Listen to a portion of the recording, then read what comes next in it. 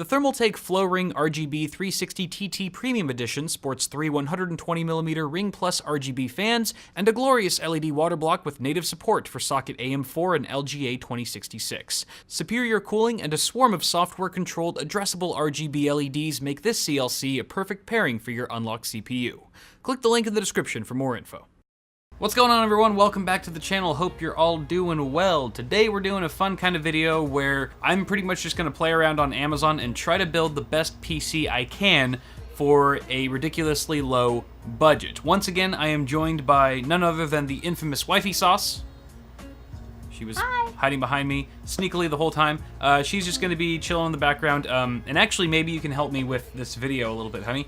Sounds good. So I'm gonna be trying to part out the best PC I possibly can for a very low budget, but I haven't really decided what that budget is going to be yet. So maybe you could just toss out a number. Again, a budget PC, I'm gonna say let's do less than $700. Could be any number you want. $500 PC before, right? I did do the $500 VR PC back in the day, sure. Why don't we take it down a notch and do $400? $400, okay. Wow, you're really putting the pressure on. $400. Let's see if we can do it. Okay, so $400 is the price point, but I don't want to cut too many corners at the same time. You can build like a $200 PC, no problem. But if you're gonna try to game on it, you're gonna be making some huge sacrifices along the way. So let's see if we can have our cake and eat it too. Starting with the processor, let's see, the best bang for the buck processor under $100 has to be the Intel G4560, perhaps. It's 83 bucks. It's supposed to be way cheaper than that. Oh, there's one down there for 53. That one for 53, that's the G4400.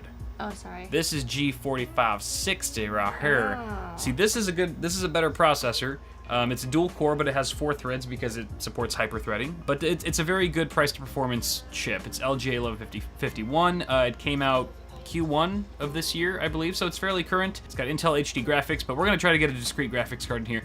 For $83 though, it's still a steal, I would say, because other than that, you've got what, Core i3, but you're gonna be paying well over $100 for one of those, and probably get similar performance when you're talking about gaming specifically. So we're gonna add this to cart. What do they normally go for? What, a Core i3? Oh, these? Yeah. I think when they first came out, they were like $70, maybe 65, around $70. This processor is just so darn good that that's probably why the price has gone up since Q1, but I'm still gonna add it anyway. We can always go back, nothing's set in stone. We can always change things around if we need to, but that's a good starting off point. So LGA 1151, it's not unlocked, so we don't need a Z270 chipset, for example, but we still need an LGA 1151 motherboard. So let's do price low to high. Oh no. My favorite sorting option. Look at this. $47. $47 for a Gigabyte GA H110M M.2. Oh, it's got an M.2 slot on it. Probably won't do us much good at this price point, but you never know. Micro ATX board, which is fine. You can usually find some pretty cheap cases that are micro ATX. Oh, it's only got 2 DIMM slots, which for a budget build isn't an issue unless you really want to upgrade and max out the RAM later on. But look at that. I mean, it's pretty basic. It's only got a 4-pin EPS connector for the CPU. It's got a PCI Express by 16 slot there. That's good. USB 3. I'm gonna say we do it. Wait, hold on. What's the next one up? There's a $47, also the same price. One. Oh, this is LGA 1150 though. Screw that. And then it gets more expensive for the other ones. Okay, we're going with this. The H110M M.2. Adding that to cart. Good. No, we don't want a 4-year peripherals. You want a 4-year peripherals plan? Nah. Peripherals protection plan? We don't need it. For $4, it's only $4.79. Yeah. We have a budget of $400. You're right. We're already at $130 though. Way to stay frugal. We are already at $130. I don't know if you can do this. I think we can. So let's get the other big component out of the way next, which would be the graphics card.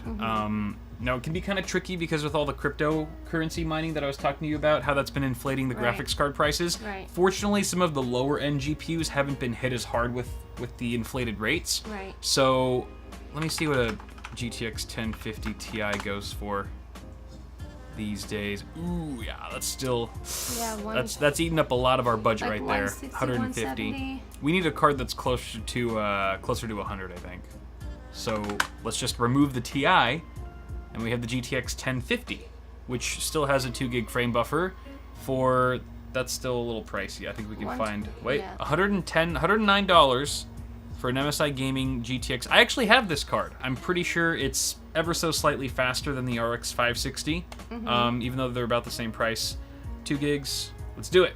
Add to cart. 4-year PC peripherals protection plan. $22? For $22. You sure? Yeah. All right. That was a trick question. You answered correctly. $239 so far. We still have quite a few. $170. But you know what? We have our big ones. We have our 160. CPU, our motherboard, and our graphics card out of the way. And those are like the money eaters for sure. So Okay. next up, we gotta have RAM. We need the RAMs. You could get away with 4 gigs. You could, but it would be difficult to run certain AAA titles that just demand more of that particular resource. Sorry, my phone's going off. Battlefield 1, I know, is known to get a little bit of micro stutter if you only have a 4 gig stick in there, if I remember correctly. So let's do 8 gigs. It's gonna be tough, man. How much does 8 gigs of DDR4 go for these days? What's the cheapest you can find it? Crucial, 4 gigs. So we could get 2 of these. It's $30, $31 for 1 stick. Is this ECC? I don't think so. I think this is just a normal. ECC. ECC is like it's like server grade memory, so it wouldn't work technically in this gaming PC we're building. I see. I mean, it's not flashy by any means, NAND flashy. No, it's definitely not. But it's functional, assuming it works out of the box. So probably doesn't even come in a box. This probably comes in like a Ziploc bag. But for $31, we could get 2 of them. And we would have dual channel, and that would be better than just a single DIMM in there. Look, so you can get professional installation for only $81. oh wow, great! For more than double the price of the product you're buying, we'll install it for you.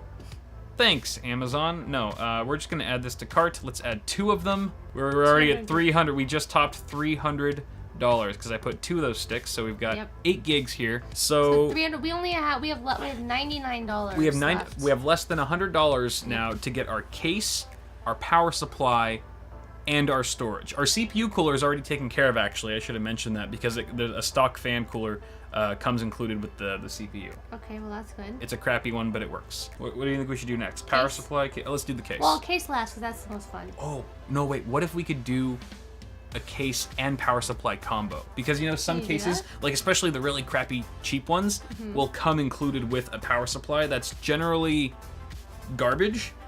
But if you're trying to save a crap ton of money, it could be an option. I'm not going to say a good option, but it's an option. So let's save case and power supply for last. Let's do storage. Okay. Storage, I say. Let's start with the hard drive, because even if we don't have room for an SSD, at least we can put everything on the hard drive. Okay. Let's do a 1 terabyte. I feel like 1 terabyte's pretty standard, just because games are getting so much larger these days, and you run out of a 500 gig drive like that. So let's see what we got here. What is this? 80 gig. That's not going to cut it. This, however, for $5 more, you go from 80 gigs to 1 terabyte. This is Western Digital as well. Caviar Green. Hey, good for the environment. Add to cart for $30. Yes, we're doing it. And then, now the power supply in case. well, hold on. Do you think we can fit an SSD in here? Oh yeah. Because even though an SSD isn't You're required, the expert, not me. even though an SSD isn't required, because we already have a hard drive in here, it makes the overall snappiness of your PC just so much quicker. And it really is a game changer. So maybe we could squeeze in. Let's see. Do you think we could do like 128 gigabyte SSD? Let's see here. This is gonna be tough, man. This is gonna be tough. We are getting close. 64 gig. I don't think this is gonna happen because we only have like $70 left to get a case and a power supply. You shush. I think you're gonna have $47. to pass on this. Hold on. Electronics. There's a 128 gig SATA drive. Hold on, let me double check to see if that motherboard actually, if the M.2 slot supports PCIe and SATA. Yeah, but how much is that? Yeah, $40, it's $50. $50. But hold on, ultra-fast M.2 with PCIe Gen 2 Okay, so it's got PCI and SATA mode. It's got SATA as well. So the M.2 slot on this motherboard actually supports SATA drives, not just PCIe or one or the other. That means this drive technically would work for $50. It is kind of steep, but let's add it tentatively for now, and that gives us about $20 left for if we can find a really crappy case and power supply combo. Then at least we're not really shortcutting much of the other components. We're still getting an SSD for our boot drive. That's a decent capacity. CPU and GPU are pretty strong. You don't want an ugly case. I do not care what the case looks like if the budget's $400. All right. So let's just try case and power supply. So we've got this Logisys 480 watt. See, look, this one comes with a 480 watt power supply, but it's $45. So that's so do lowest too. Yes. Oh. Zalman ATX. Does this come with a power supply? Shoot, it does not. It does not. The Rosewell. Rosewell. Come on, Rosewell. Oh, wait. So there's an option for case and power supply. Oh, wait, what the heck? That's a mini ITX case, though. And it's $55. Okay, wait, does this not come with a power supply, then? No, I don't think so.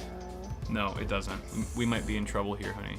I think we're going to have to get rid of You might. the SSD that you just put in front. Hold on, what is this? Cables Unlimited ATX. Oh, that is ugly. That's That a is special kind of real ugly. Oh, man. Only a mother could love a case like that. That is awful looking. That's pretty gruesome. Hey, at least no one would steal your system, right? No one would like walk into a LAN party, look at that thing, and be like, "That's coming with me." That's $30, so I mean, you wouldn't really go that too far over the budget. And it comes with a 300 watt power supply, wait. which is enough for our CPU and GPU. I think it's like 75 watt TDP on the GTX 1050, probably 65 watts, I would guess, or thereabouts for the G4560. What is this? Crap, I don't think it has a power supply.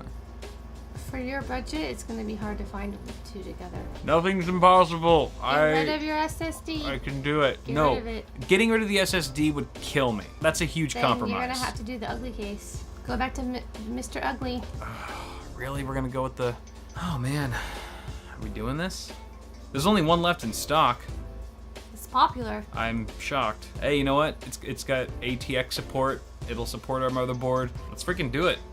Oh man, this is gonna be the ugliest computer you ever built. Add to cart at $410. So we did go over A little bit. a little bit over, but $10 isn't bad. No. Honestly, most people have $10 at least to fork out if they were going to buy a PC like this. And this is cool because this is not too far away from like the price of a console.